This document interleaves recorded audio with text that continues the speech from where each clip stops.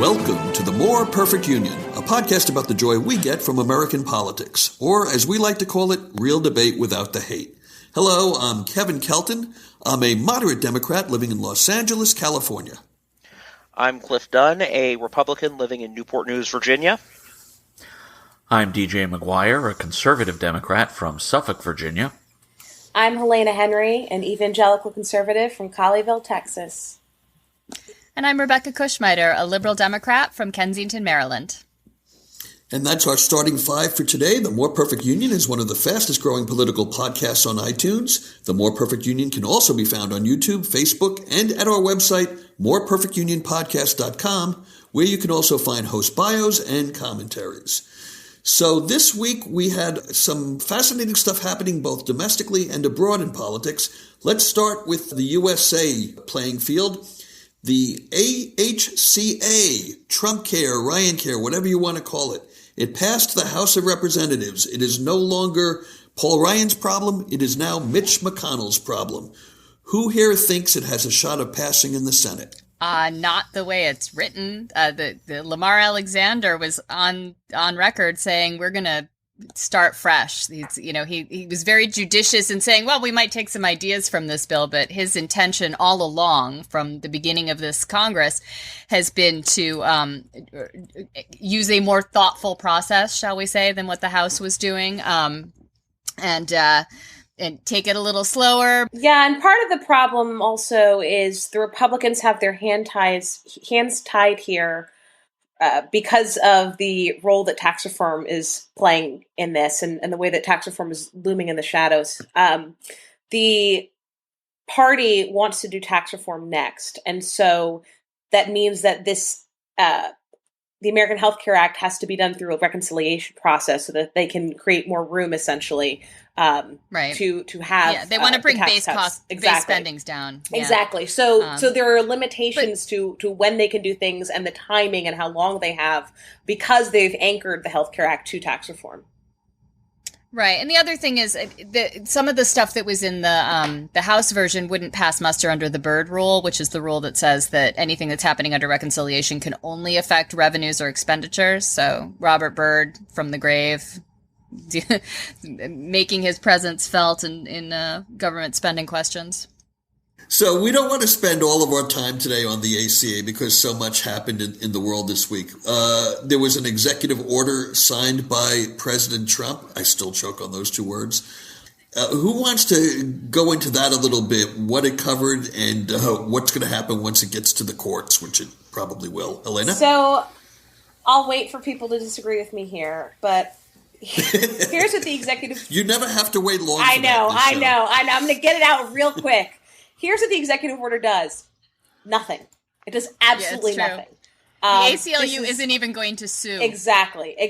This is much so hullabaloo. The ACLU won't sue. This is much hullabaloo over nothing. I can't believe I got to say the word hullabaloo. Wow, that's incredible. So here's what it actually does do. So what it says is the federal government can't take an adverse action against a house of worship that speaks about political issues. And they're trying to get at here something known as the Johnson Amendment, which is from 1954, and it sets about what would cause a place of worship to lose their tax-exempt status.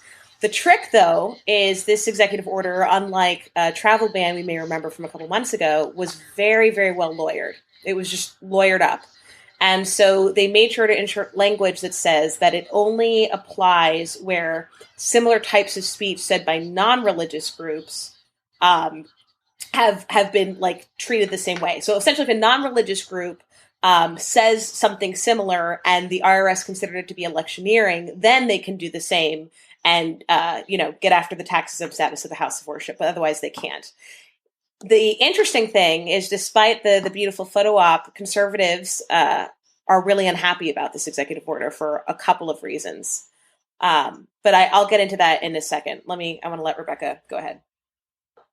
I've just been amused by it there were all kinds of rumors about this bill pretty much since the first week of the administration, and they were thinking it was going to be something very Indiana like what Mike Pence did as governor, that was going to try and give businesses and particularly federal contractors licensed to discriminate against the LGBTQ. Why is it always LGBTQ people that businesses want to discriminate against? So here's what conservatives wanted. And I bristle at that a little bit, Rebecca, because I think that once you attach discrimination or some variation of that word in LGBTQ to religious liberties conversations, it makes it get out of hand and turn into something it's not actually.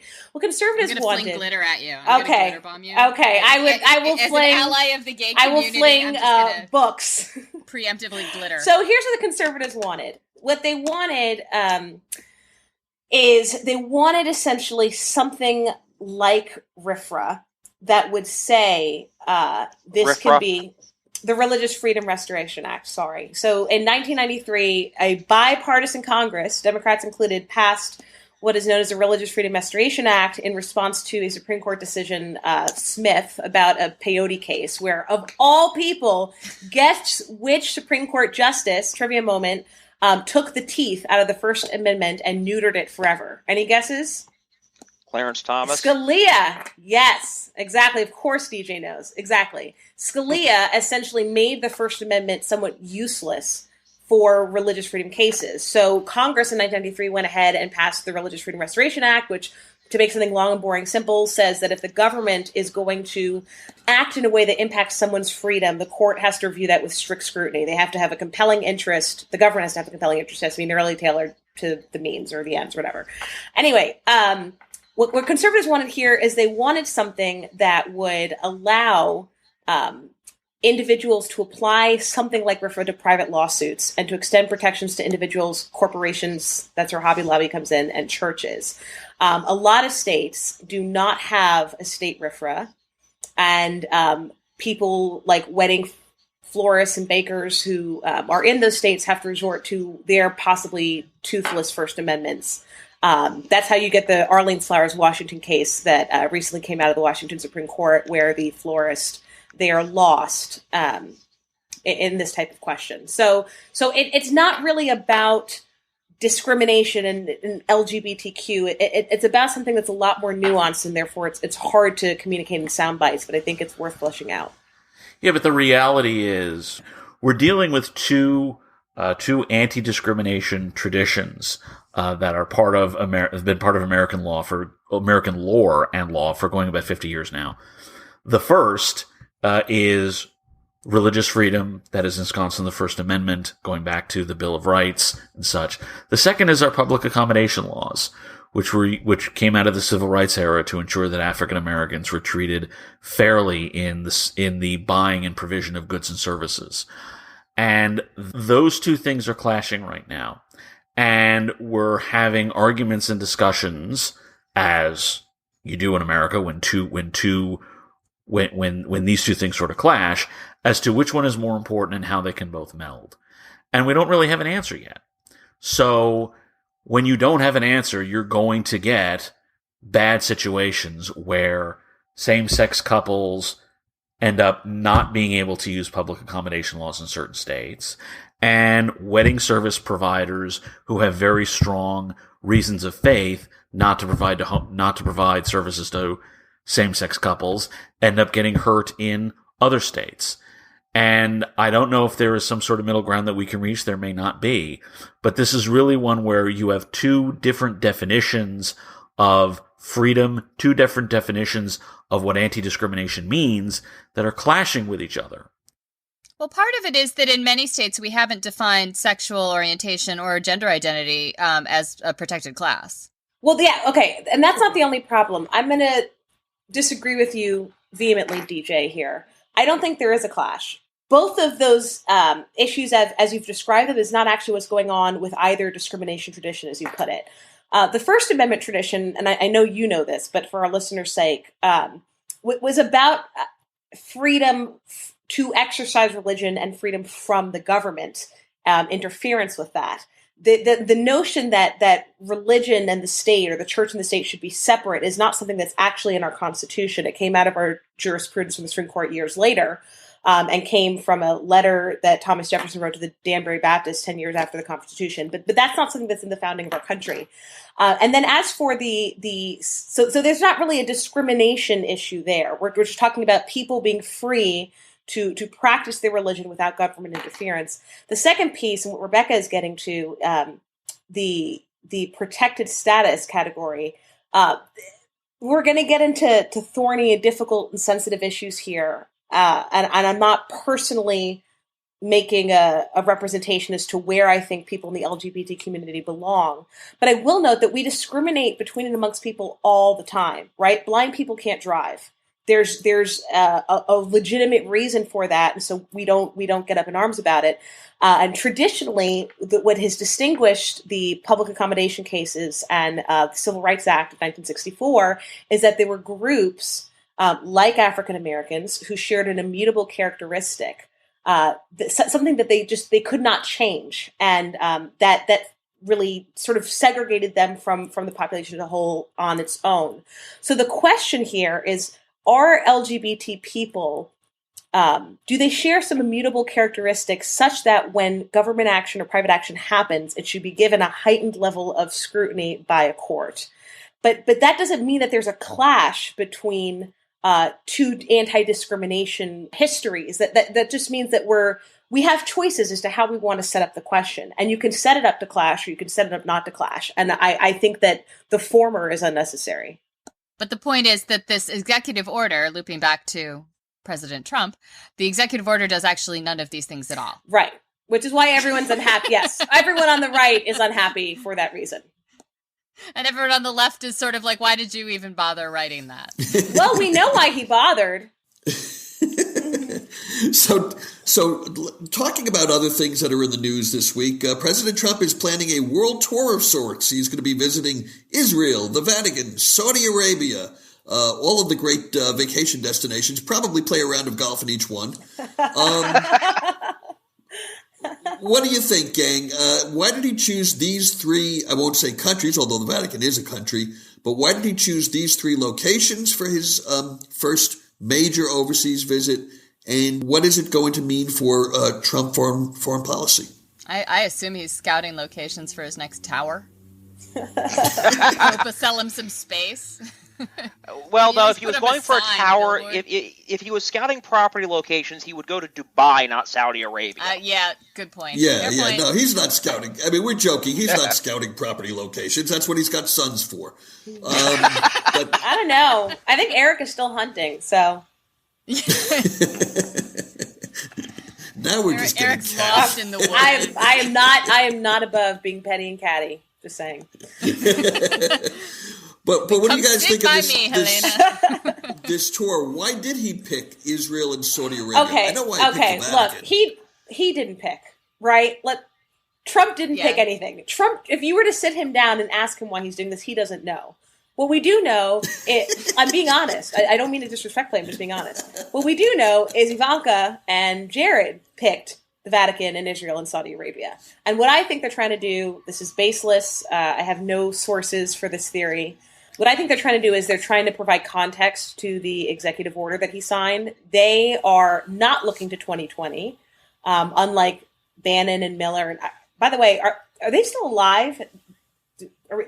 Yes, are they still here? You know, they're in the they still have security clearance somewhere. They're in the man-sized safe. They're hanging out in Dick Cheney's old man-sized safe, and they pop out every once in a while to remind him that Nazis exist. Right. So this is completely inconsistent with a visit to Saudi Arabia is completely inconsistent with the Bannon view of Islam in the world.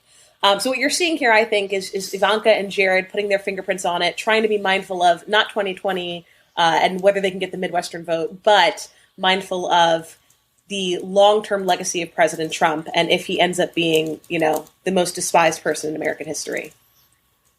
Well, I think Mike Pence might have something to do with it, too. Go to Israel, scout a location for the second coming. I mean, isn't it all supposed to happen in Jerusalem? Yeah, joking aside, to my mind, the Vatican and Israel make perfect sense in any Republican's, early term trip. Saudi Arabia is a little bit more surprising. I would not be surprised if that was simply an outgrowth of the power struggle between Bannon and Kushner, and this is Kushner winning. Is Bannon still in the running? I don't get the impression that he's still in the ring. Well, here's the thing, though. You're presuming that this trip snapped into existence a week or two ago. This has likely been in the building for a little while, back to when they were actually sparring over power. Right. Well, or maybe Ivanka is looking for a place to get her kids bar mitzvahed in Jerusalem. Maybe, yeah. All right, look, folks. This is all very amusing. We've all had our laughs, but the fact of the matter is, Trump is going to go to Saudi Arabia, and he is right side, but they're doing everything they can to make it look like the wrong side with their ridiculously incompetent and brutal campaign there. They're not going to say anything about Saudi Arabia's constant exporting of Wahhabist extremism all around the world. Yay, wasabi Islam. Did I say wasabi? I meant to say You Wahhabi. said Wahhabi. You said Wahhabi. I'm just... Yeah. Okay. Thank God. Said wasabi. I thought I may have gone a little too much on the collusion. But my point is, I would say to the others in my new-ish political party, the opportunity here is to hold Trump accountable for what he says to the Saudis, and in particular, what he does not say. Republicans had a field day when Barack Obama bowed to the King of Saudi Arabia. It was silly. It was not really substantive. But there are things you can substantively do to criticize a president visiting Saudi Arabia. Does anyone here really think that Donald Trump is going to push the Saudis on human rights abuses in the Shiite Eastern Province, on the regime's horrific treatment of women, on the fact that the federal government there has not had anything remotely resembling an election in 100 years? No, he's not going to mention any of that. And this is a reminder to voters here in this country that the things that Republicans tend to vote for in foreign policy, which used to be a foreign policy more robust about democracy and more robust about the people around the world being free to choose their own leaders and having the same basic liberties that we have and that we espouse here. That used to be very important in Republican foreign policy in the 80s and the 90s and in the aughts. And I think we as Democrats should say, well, wait a minute, folks. Donald Trump isn't doing that anymore. He's not doing it in Saudi Arabia. Are you really sure you want to reelect this guy, given that you were the party of Ronald Reagan and of George W. Bush, who, for all George W. Bush's faults, he very clearly was and is still serious about making sure that the people of Iraq, and to a lesser extent the people of Syria now, actually have the chance to choose their own leaders and control their own destiny. That was one thing he never moved off of in his entire time in office, especially on Iraq, no matter how much criticism he got for it. Has the party of George W. Bush really devolved into the party of Donald Trump flying over to Saudi Arabia and feeding the Saudi royal family, given what it is doing in Yemen, given what it is doing in the Eastern Province, given what it is doing to women in Saudi Arabia? Those are the questions the Democrats should be asking.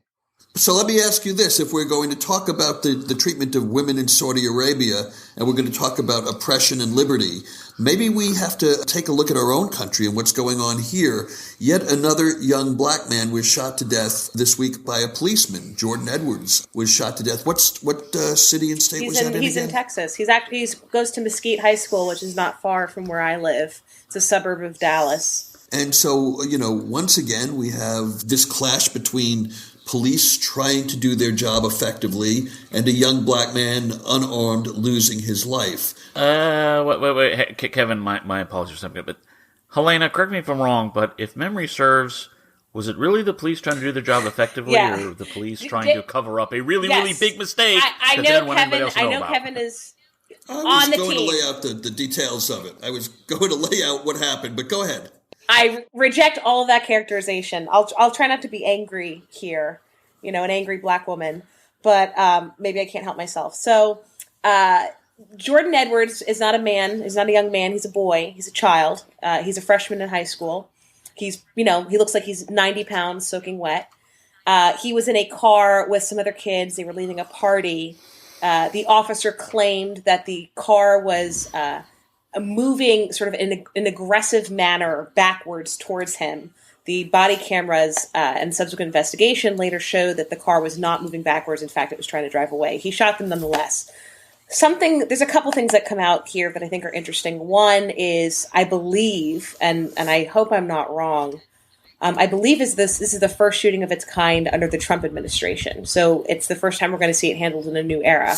But I think the second interesting thing it raises is the militarization of our police. And this particular officer served overseas, I think in Iraq, and there are some reports that he suffered from PTSD. And I think this country has to have a serious and long conversation about what exactly, look, I'm a conservative. I love our men and women in the armed forces, but what they should be doing and shouldn't be doing when they come home, particularly the ones who are showing symptoms of PTSD. The other problem is, in order to have that conversation honestly, without getting into a fighting match about who loves soldiers more, is we have to be honest about race in this country. This is a sick country. Our country is sick. There is a problem with race. There has always been a problem with race. People in my generation had the luxury of not growing up with segregated bathrooms, and so it all seems distant and foreign to us. But people of color know it is not distant and it is not foreign, and this problem is not new. And until we can sort of collectively appreciate that, nothing will change. I mean, what I will say is that this strikes me as the triumph of the body cameras, in that, if we were to roll back 5 or 10 years when you didn't have those cameras, you would have had the officer's version of events being basically held up as correct. The officer would probably be walking on this, or there's a chance the officer would be getting fired, but it would end in just disciplinary action. Now, thank God, we have a camera. We know we have a solid record of what happened, and quite frankly, in the context of what I've heard, I'm hopeful that if the officer is indeed guilty, I'm going to leave the question of guilt to the courts. But if the officer is indeed guilty, I hope they fry the son of a bitch. So okay, solid record of what happened. Do any of us recall Walter Scott? He wasn't that long ago. Yes. Okay. Yes. We had a solid record of what happened, right? That the whole world got to see. We got to see a man running away while an officer shot him, right, from, 15, 20 feet behind, in the back. In the back, right. And then placed a taser next to it. That was a solid record of what happened. What happened with the Walter Scott case? The officer pled guilty and is facing a potential life sentence. So the notion that the solid record means something, I don't know that holds up. I really don't know that it holds up. And I don't know that without his guilty plea, I don't know that they would have gotten there. Talking about the militarization of police, I believe I read something that this officer had an AR-15. This wasn't just a handgun like like you're used to seeing on cops. This was a military rifle. Right. Was it department issued? I assume so, if that's what he was using. Well, then we're back to the militarization of police. Yeah, I mean, I will also say that I really don't want to hear another round of the PTSD excuse brought in, especially since the facts don't line up with he thought the car was moving at him and he had a flashback reaction. I have too many friends in the military, and they are almost to a person sick and tired of hearing somebody was in Iraq, was in Afghanistan, was somewhere where stuff happened. They may or may not have been anywhere near where the stuff happened, but as soon as they come home, hallelujah, it's PTSD if anything goes wrong. And it's very frequently an excuse. Look, the PTSD narrative survives because people in this country don't want to buy the truth. They don't want to buy that there are still human beings on this earth who would lynch if that was an option today. Like the first Walter Scott trial ended in a mistrial. With the clear record, with the video. I mean, we can't get there. And so excuses like PTSD and a bad home life and things like that come up because we have this collective need to sort of soften the blow of the truth about who we are as a country. I would say just a couple things. One, the fact that Michael Slager, who is the cop who shot Walter Scott, the fact that he felt a need to plead rather than ride it out in the courts and go through and get a not guilty verdict actually does say something about the power of the fact that Big Brother is being watched by you. Body cams and cell phone cams are actually making a difference, however small. And they may make a difference in the Jordan Edwards case too. The other things I would mention is that one, Helena is right. We do still have a problem. And I would have thought the emboldened minority, that the violent minority by Donald Trump's election should have been enough for us, for even those who would not recognize the problem, to look and go, okay, yeah, we still do have a problem. It's not the same problem as it was in 1960. It's not the same problem it was in 1990, but it is a problem, and it hasn't gone away. The other thing is, in terms of militarization of police, you're absolutely right. The armed forces and police forces are different jobs. They do different things. And there are too many Americans who treat it like the same thing. If you have a police force that treats the people they are supposed to protect as the enemy, that is a problem. Yeah. Like insurgents, yeah. Right. Okay. And when you combine the two together, you get a situation where white cops think any black constituent is the enemy and is an insurgent, and you get crap like what happened in Texas. You get crap like what happened in South Carolina. So one quick thing. I hear what you're saying, DJ, about the guilty plea. I do think, though, that we shouldn't read too much into his decision to plead guilty. And I do stand by, the possibility that we wouldn't have gotten there without it. The first jury, with that video, with him running away, they were deadlocked. Yes, 11-1 for conviction. Yeah, we can't agree here. So I think the likelihood that they get unanimity at the next trial is not as high as people think, and that's why I don't put that much in his guilty plea.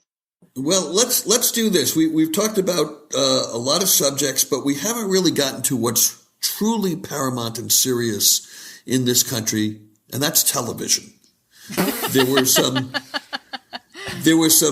events in the television world this week that actually, frankly, are more important than what we've been talking about. Specifically, Steven Colbert trying to defend John Dickerson against Donald Trump, who was apparently rude to Dickerson in a White House interview. And Steven Colbert fired off some very edgy lines that got a lot of people upset and frankly probably did go a little bit too far. I think he even admits that. But do you guys think there's going to be any serious backlash, or do you think this is actually going to be a positive for Colbert and for CBS? His ratings went up after this all went down, so I think it's probably going to be a positive. You know what? Donald Trump looked John Dickerson in the face and said, yeah, sometimes you're fake news. I call your show Deface the Nation. And, he was saying that to a respected member of the journalistic community, on a show that is anything but fringe. And, and this is consistent with Donald Trump's message that if he doesn't like what the press is saying, the problem is the press, not him ever. He tries to inoculate himself from any sort of blame. And Colbert, because he's on the same network as John Dickerson, went off, and he was freaking funny about it. And I think if we're comparing the two outrages, there is less to be feared from a comedian going too far in a string of insults than there is in a president going too far in assaulting the media.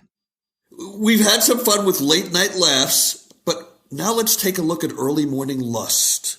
Can I hear the violin music playing from Mika and Joe, whose romance blossomed this week into a full-blown 3.5 carat engagement ring?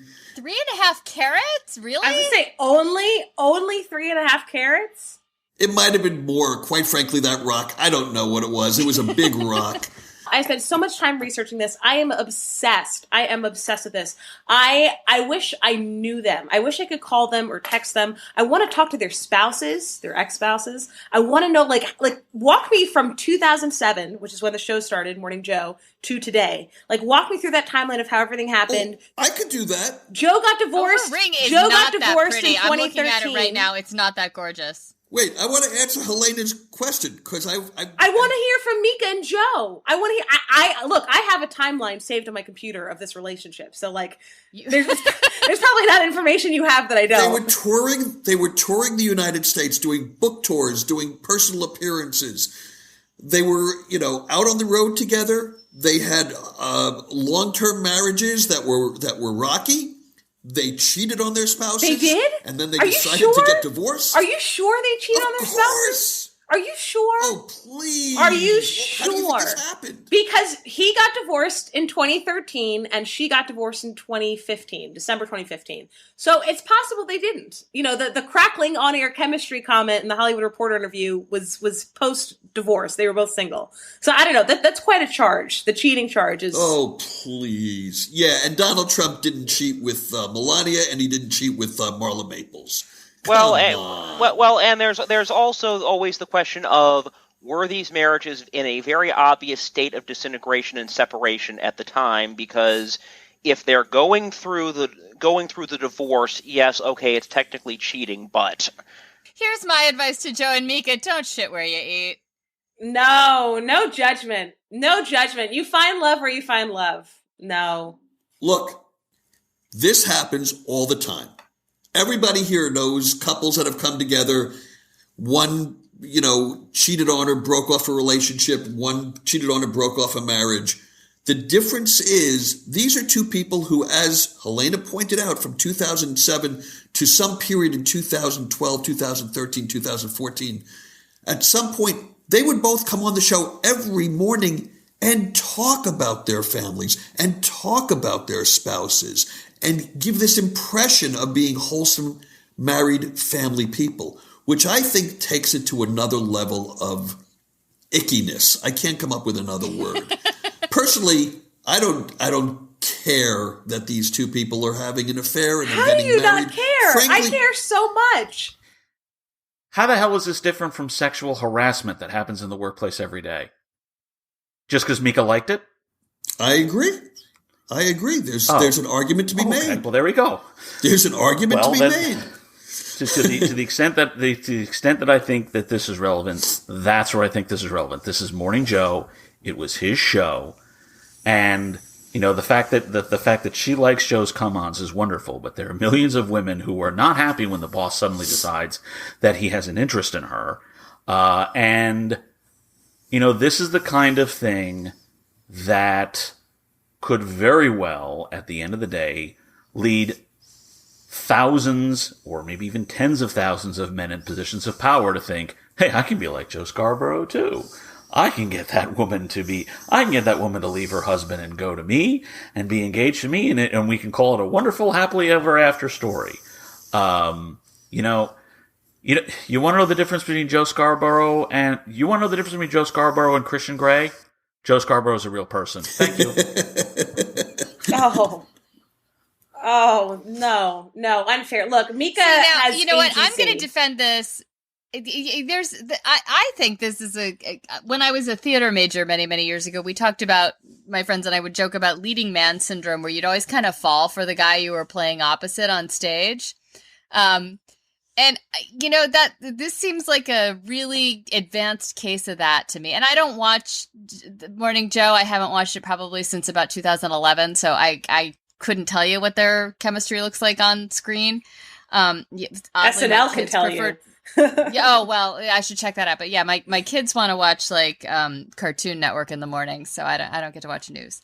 But yeah, this seems like one of those things where they're in this enhanced environment where all the attention's on them and they're having to play off each other in a very particular kind of way. And you end up falling into bed when that happens sometimes. I hope that they had, come to some sort of agreement with their prior spouses before doing that. But, if they didn't, no judgment here. And I don't see their marriage lasting. Either their marriage or their show will fall apart. Just ask Sonny and Cher. The marriage will last longer than the show. Yeah, people are loving Mika and Joe on vacation and Willie Geist filling in for them, which is just not a good look. So poor Willie Geist, man, he's like the he's the pinch hitter of the whole NBC family.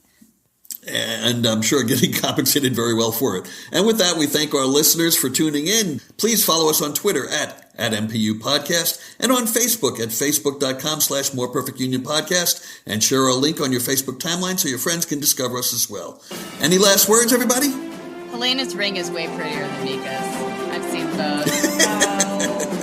Tell Matthew. I'll make sure he hears that. Yay, Matthew, you have better taste than Joe Scarborough in jewelry.